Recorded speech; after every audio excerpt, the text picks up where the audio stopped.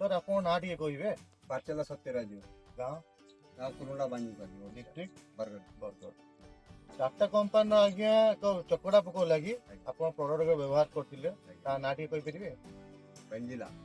बेंजिला बेंजिला एबे जो नुआ बाहरी छे आज्ञा आपन जो बेंजिला जो व्यवहार करले को टाइम रे व्यवहार करले ए 55 दिन होइतला 55 दिन होइतला गछ व्यवहार करले गोटे हिल रे बुदा रे केते लहा पोक थिला जले हम माइले तोळे 7-8 कोन 7-8 पट पोक थिला आपन व्यवहार करले केते एमएल लेखा डोज दे व्यवहार करले एकर को 200 ml लगा तो 200 लीटर पानी भी देके स्प्रे करले तो 5 बड़ पोक थिला अपन स्प्रे करले आज क्यों हेई गला 27 दिन आज अपन रिजल्ट कोन देखु जोंते आइया आज तो भलो दिसु छी एबे हम फील्ड रे पहुंचले देखिले गछ भी देखिले धान भी सफा अछि आ पोक भी बड़ गोटे गोटे पोक जा अछि पूरा पूरी नीम पूरा पूरी नाही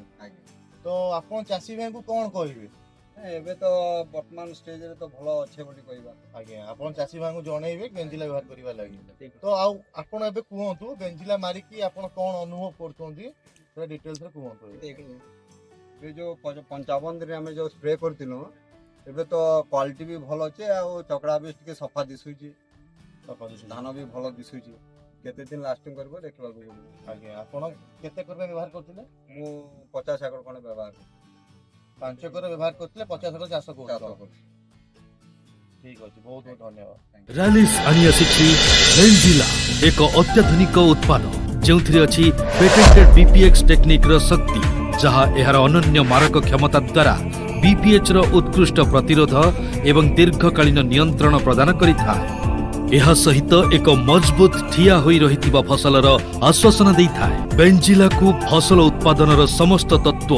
जेपरिक प्रकृति चाषर टेक्निक और फसल सुरक्षा प्रौद्योगिकी रे सामंजस्य स्थापित करिबा पई व्यवहार करा जाय दुईटी कार्य पद्धति कारण बेंजिला बीपीएच उपरे लंबा अवधि पर्यंत बहु भाव प्रभाव पकाई थाय लंबा समय पर्यंत प्रभाव कारण पुणी थरे सिंचन करने को पड़े नहीं जहाँ फल पैसा बंची थाए एही प्रतिरोधी बीपीएच उपरे मध्य प्रभाव पकाई थाए उच्च वर्षा दृढ़ता गुण कारण पत्र गुड़िक उपरे बहुत बेगरे पुनर्वितरण बीपीएच रो सफेई हेबा कारण सबुज और उत्तम फसल होई थाए धानर चाषरे महत्वपूर्ण मित्र कीट और परिवेश पई सुरक्षित होइथिबारु